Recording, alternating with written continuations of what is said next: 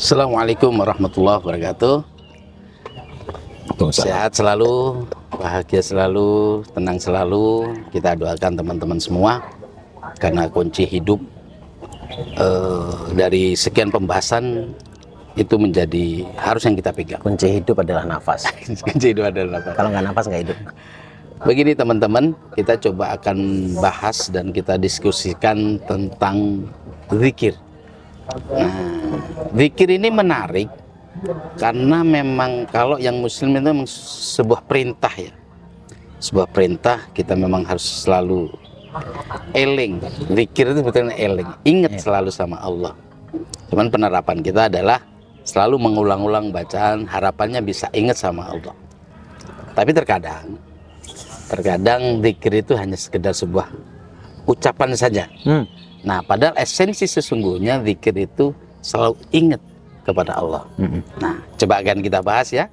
Dan efek ataupun faedah apa yang bisa kita ambil dari sebuah zikir yang kita lakukan. Dan pengaruh ke kehidupan kita apa? Kan gitu. Karena kita mempelajari ilmu hidup, artinya kita coba akan ulik nih. Selain perintah Allah itu, dampaknya apa sih yang bisa kita rasakan terhadap diri kita gitu, Gus? Monggo, Gus. Assalamualaikum warahmatullahi wabarakatuh. Waalaikumsalam warahmatullahi wabarakatuh. Kita bahas bab zikir. Mau bahas dengan nuansa dingin, hangat atau panas ini? Dingin, hangat, panas. Karena yang kalau mendengarkan akan panas ini. kalau berat nanti repot juga. Nah, zikir belum, gendeng dulu. Nah, iya. Gitu ya. Baik. Jadi sederhananya begini. Dari dasar dulu ya. Iya. Apa sih makna zikir itu? Makna zikir itu adalah ingat dan menyebut. Berarti ada dua faktor yang harus bekerja sama. Selain ingat, juga menyebut. Kalau hanya mengandalkan ingatan, saya khawatir kepleset tuh. Iya. Jadi karena ada perintah basahi lidahmu, bibirmu dengan mengingat Allah. Dan Allah sendiri juga yang berpesan.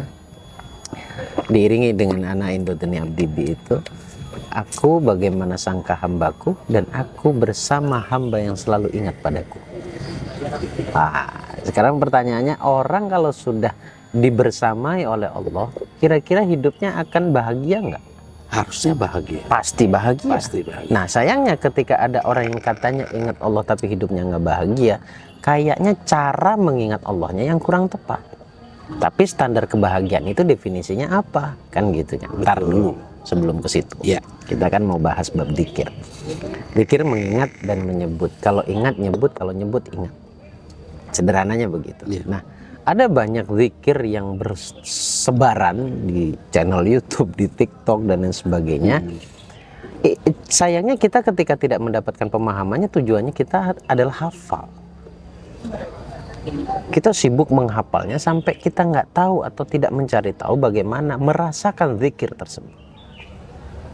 Lebih fatalnya lagi, zikir ini diasumsikan tidak diucapkan sih ya. Yeah. Maksudnya tidak diucapkan penilaiannya. Hanya saja saya lihat, saya dengarkan, saya perhatikan baik-baik. Zikir ini dijadikan Tuhan. Maksudnya gimana sih kok makin jelimet ya? Gini, Anda kalau tiba-tiba mendapatkan zikir lunas hutang, Anda menganggap bahwa ketika berzikir itu langsung lunas hutangnya. Pertanyaan saya, zikirnya kan namanya zikir lunas hutang. Ya. Zikir narik jodoh, zikir narik duit dan sebagainya. Ketika Anda baca, lunas enggak? Datang enggak duitnya? Lalu ketika itu tidak sesuai ekspektasi, maka yang muncul beberapa hal nanti. Satu, zikirnya bohong, Tuhan bohong, yang ngasih tukang tipu, Ilmunya salah ini. Jadi semua yang salah tuh. Dia nggak salah tuh.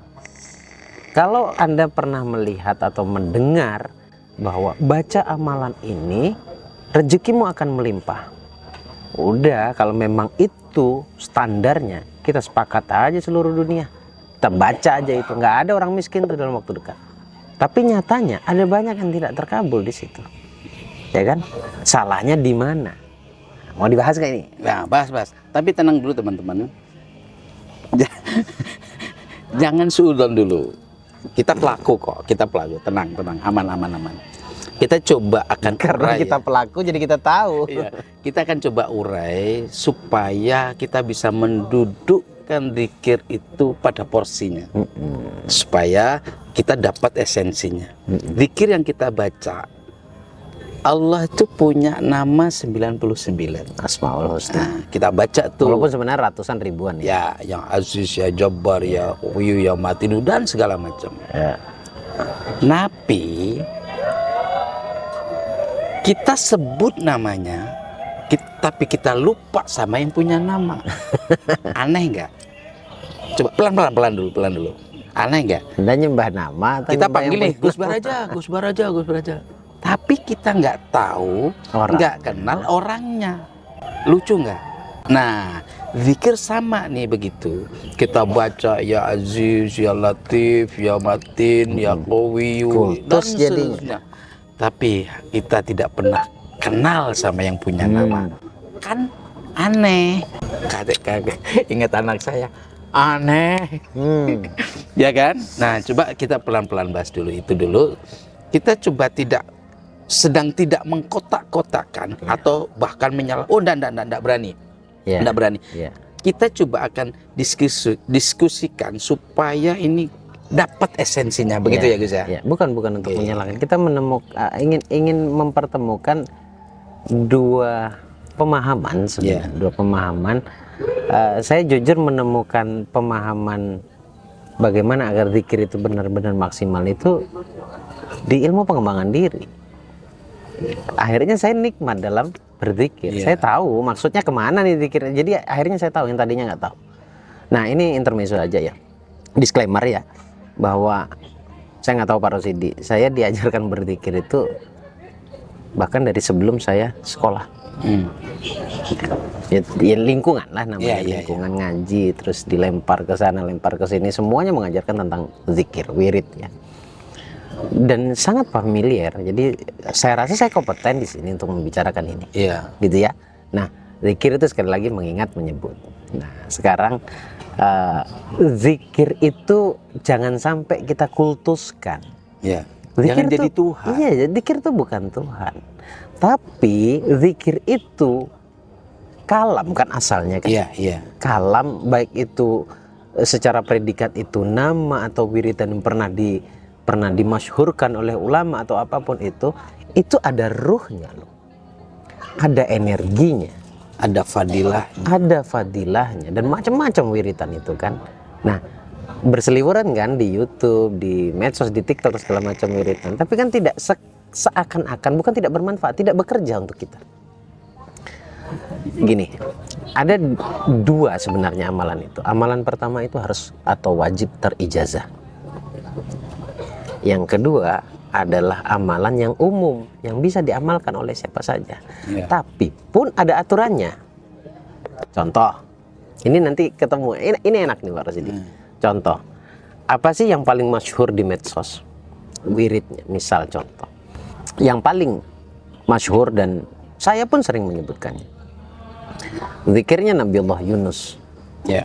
La ilaha illa anta subhanaka inni kuntu minadh dhalimin. Pertama wajib memahami la ilaha illa anta itu adalah pengakuan bahwa ilah Allah itu satu esa. Subhanaka Allah yang maha suci. Kita makhluk kotor. Inni kuntu minadh dhalimin, kita yang dolim terhadap diri kita sendiri dan terhadap orang lain. Kita tergolong orang-orang yang dolim. Kalau cuma baca itu semuanya bisa ya? Semuanya bisa ya. Anak saya juga bisa. Semuanya bisa. Anak kita pun lebih lancar daripada kita. Karena masih fresh pikirannya kan. Tapi kenapa tidak bekerja? Gini, saya kasih satu cara ya. Siapa yang mendawamkan itu pertama kali? Siapa yang mengangkat amalan itu? Tadi saya sebutkan sudah, Nabiullah Yunus. Bagaimana hubungan Anda dengan Nabiullah Yunus? Kita diajarkan bagaimana berwasilah, bertawassul. Wasilah atau tawasul disebut wasilah tuh kalau di Arab tuh kalau nggak salah ini tahu colokan, saklar, terminal kata kita. Itu kan kalau di Arab kalau nggak salah disebutnya tosilah. Tosilah Artinya apa? Penghubung. Siapa yang mencetuskan amalan ini? Nabiullah Yunus. Berapa kali Anda berfatihah kepada Nabiullah Yunus? Jadi kalau nggak ada fatihahnya, nggak mandi. Apalagi, misalkan, Rabbi srohli, sadri, wa yasrili, dan seterusnya. Nabiullah Musa. Seberapa sering Anda berfatihah, menghubungkan diri kepada Nabiullah Musa alaihissalam kalimullah. Doanya Nabiullah Ibrahim, di mana Nabiullah Ibrahim pernah tidak terbakar oleh api bahkan dingin. Apa doanya? Tawasullah ke Nabiullah Ibrahim. Terus ada lagi Sajaratun Nukut, sholawat Sajaratun Nukut. Siapa yang mencetuskan itu? Berwasilah. Jadi tawasul itu penting. Karena kalau kita tidak menghubungkan kepada pencetusnya, bagaimana caranya? Makanya kita diajarkan kalau kita buka kitab, wajib tuh bertawasul tuh. Baca Riyadhus Shalihin, Imam Nawawi harus berfatihah. Ini lebih ke adab ya. Iya, izin adab. Karena orangnya sudah terdahulu, sudah tidak ada, tidak mungkin kita bisa terijazah secara langsung. Dan karena beliaulah kita mengenal doa ini. Dan ketika doa kita dikabulkan karena sebab wiritan itu, maka kita pun perlu berterima kasih kepada orang yang memperkenalkan doa itu. Malam yashkurin nas, lam yashkurullah. Kalau ada satu manusia yang tidak bisa atau tidak pandai bersyukur kepada manusia yang lainnya, maka jangan pernah harap dia bisa bersyukur kepada Allah. Balik lagi ke zikir, pertamanya itu adalah rajin-rajinlah tawasul kepada orang yang mencetuskan doa itu atau wiritan itu. Baru amalkan itu. Nah, sekarang saya jelaskan. Zikir itu bukan Tuhan, tapi tetap ada istimewanya. Namanya juga kalam. Setiap ucapan adalah doa, ada ruhnya. Nah, energinya atau ruhnya dari kalam itu tujuannya membenahi ini loh.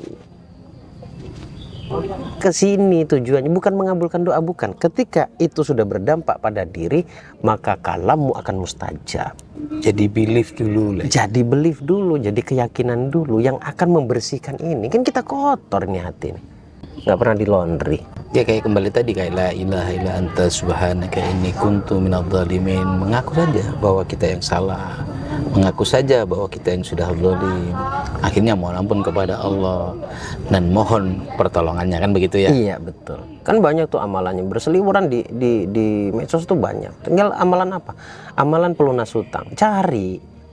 Ah ini kalau santri enak nyarinya, kan gitu kan. Oh ini bersumber dari mana nih, dicari. Oh ya, langsung kiainya, ya langsung kan? Kiainya. Kalaupun kiai cuma dapat, tapi kan berwasilah pada kiainya, kan gitu kan. Kayak kita kan, saya berwasilah kepada kiai saya. Kiai saya putranya siapa, gurunya siapa, saya tahu. Saya berwasilah kepada mereka. Kalaupun nggak tahu, nggak apa-apa, langsung kepada kiainya saja. Misalkan mobil khusus Silaruh Kiai Haji Zain Muhsin, siapa Anda pernah mendapatkan dari Ustadz Adi Hidayat misalkan gitu, mobil khusus, berfatihahlah kepada beliau supaya kita terhubung. Ini agak panjang, boleh ya? Ya, boleh. Masih aman ya? Aman. Masih aman. Nah, saya pernah punya cerita begini. Saya itu tidak pernah sampai sekarang tidak pernah bertemu dengan orang hebat ini, manusia pilihan Allah ini. Namanya adalah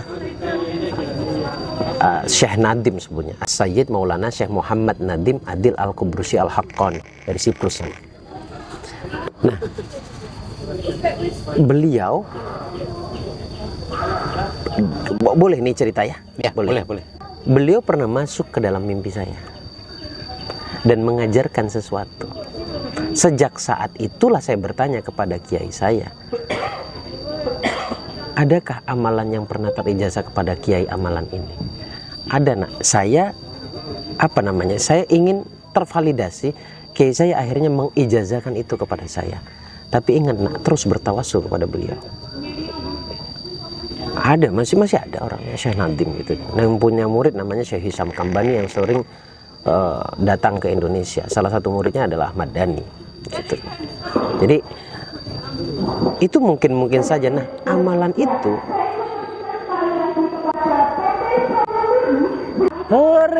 saking pentingnya itu namanya ijazah itu. Karena tidak umum amalannya. Tidak bisa saya ceritakan. Intinya kemungkinan ini bisa terjadi pada diri kita. Karena kalau misalkan ada sekali waktu ya, namanya kerjaan ruh kita nggak ada yang tahu ya. Ada teman-teman yang bermimpi saya. Ada banyak sebenarnya. Lalu katanya saya mengajarkan itu. mengajarkan satu bacaan yang umum sebenarnya. Ya udah, tinggal berfatihah saja, terusin saja. Nah, jadi fungsi zikir itu membersihkan yang di sini karena kita kotor. Karena doa kita kok sulit diijabah tuh sebenarnya karena kotornya hati. Jadi hati dibersihkan. Kalau hati sudah dibersihkan menggunakan wiritan itu, maka jangan heran ketika nanti Anda mengucapkan ingin sesuatu lalu terijabah. Orang Jawa bilang apa? Mandi pengucap. Mati pengucap. Seucap nyata. Apa? Lupa saya. Lanjut Gus, lanjut. Dan lagi-lagi kita coba akan hubungkan dengan zikir itu tadi, dengan pastinya kan teman-teman atau kita juga pastinya punya hajat, punya harapan, punya cita-cita. Terus ada motivasi, oh wirid ini, wirid itu, kan begitu.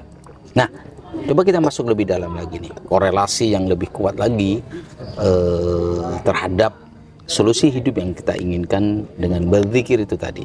Iya. Yang tadi sudah dijelaskan seperti itu, langkah-langkah Zikirnya awalnya. apa gitu ya? Bukan. Zikirnya boleh apa saja, tergantung dapat ijazahnya apa, untuk kegunaannya apa. Kita coba lebih ke ilmuannya saja gitu. Iya. terhadap efek kepada diri kita gitu. Nah, zikir ini sebenarnya apa ya? Karena mungkin mohon maaf saya tidak menuduh, cuma karena terlalu banyaknya berkembang ilmu A, B dan C sampai kayaknya ya spiritual seperti zikir itu menjadi tidak penting. Kalau bagi saya masih sangat penting. Karena zikir itu kan bagaimana caranya agar saya bisa terus terhubung kepada Allah. Walaupun sejatinya Allah tidak akan pernah memutuskan kita yang suka mutusin diri. Ya kan? Nah, dengan pola berzikir ini ampuh sebenarnya kalau Anda mau dan mau melakukan lah intinya, mau melakukan, mau mendawamkan dengan cara-cara tadi yang saya sampaikan. Tidak hanya kepuasan zahir, tapi kepuasan batinnya itu akan kita dapatkan. Kalau bab ini saya katakan pasti sebenarnya Pak Rusidi. Pasti. Kayak kita berangkat umroh dengan ajaib itu ya. Berangkat dengan ajaib. Ditelepon sama guru saya. Apa kata guru kita? Inilah buah dari sholawatmu selama ini. Jadi berangkatnya ajaib. Kita gratis gitu kan. Berangkat dengan fasilitas terbaik pula kan. Dan dengan bocah kecil juga ikut gitu kan. Artinya itu keajaiban yang mungkin tidak pernah terfikirkan oleh kita. Terjadi pula itu kan. Artinya dengan kita selalu mendawamkan zikir itu akan ada banyak kemungkinan yang katamu tidak mungkin itu mungkin saja terjadi. Karena semuanya di luar kendali kita. Kita yang akan mendapatkan. Nah, kita korelasikan dengan pengembangan diri sekarang.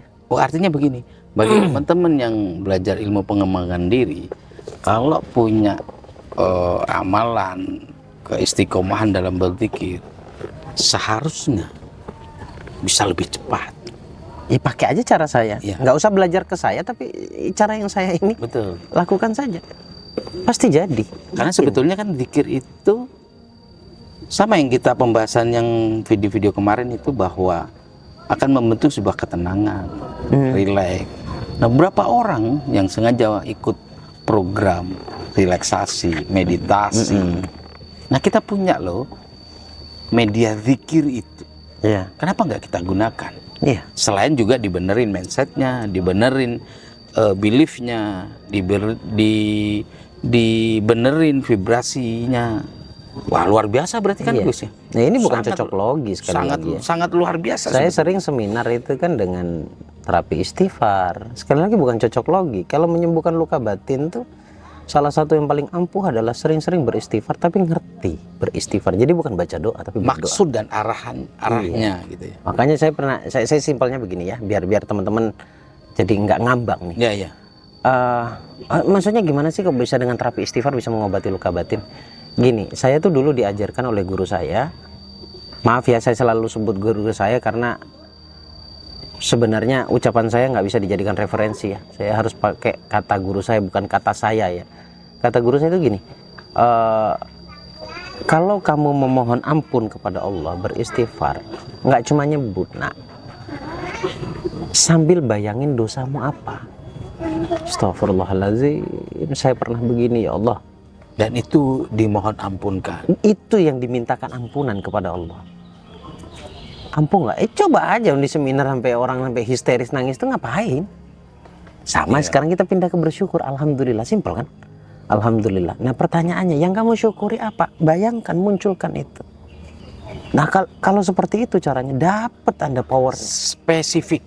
Iya, spesifik. Jadi bukan berapa banyaknya, walaupun banyaknya zikir itu disarankan. Tapi alangkah afdolnya selain banyak juga kena ke rasanya, gitulah. Betul. Lari ke pengembangan diri, afirmasi, itu zikir.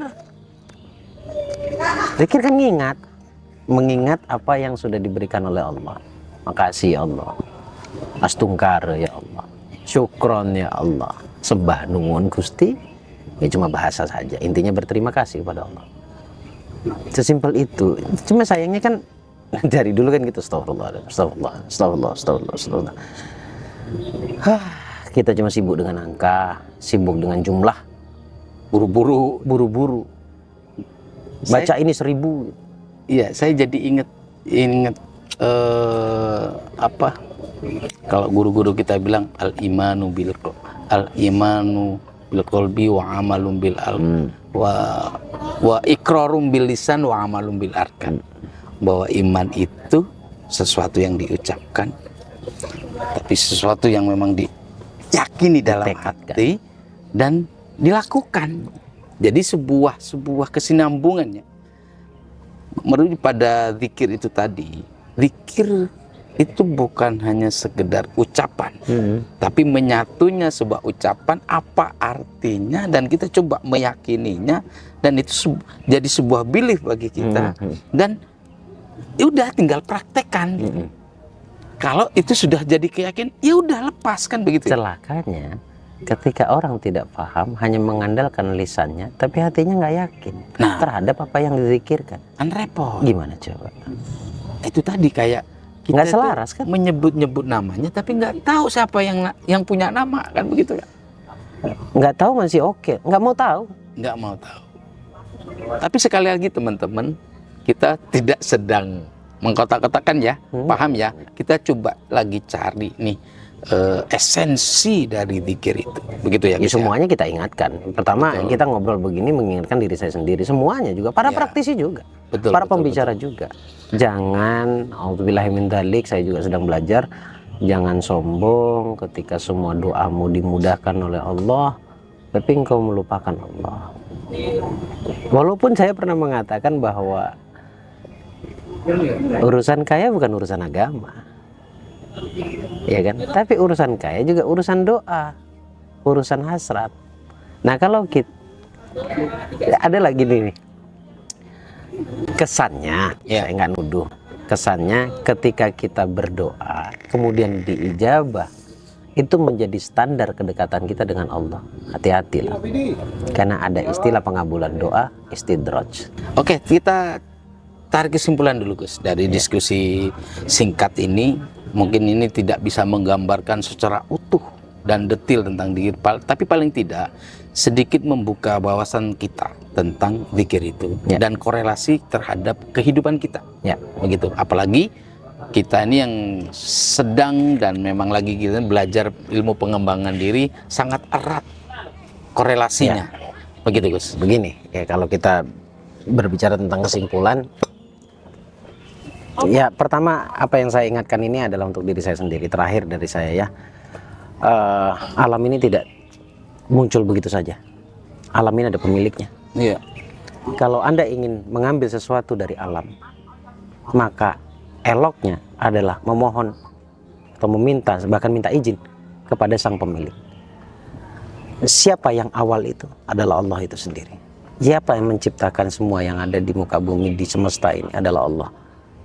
Bangun kedekatan dengan Allah dengan cara berzikir. Insya Allah, zahir wal batin, Anda akan menemukan ketenangan yang sejati di situ, kemerdekaan rasa yang sejati. Wallahu a'lam bimuradihi. Terima kasih teman-teman. Assalamualaikum warahmatullahi wabarakatuh. Waalaikumsalam warahmatullahi wabarakatuh.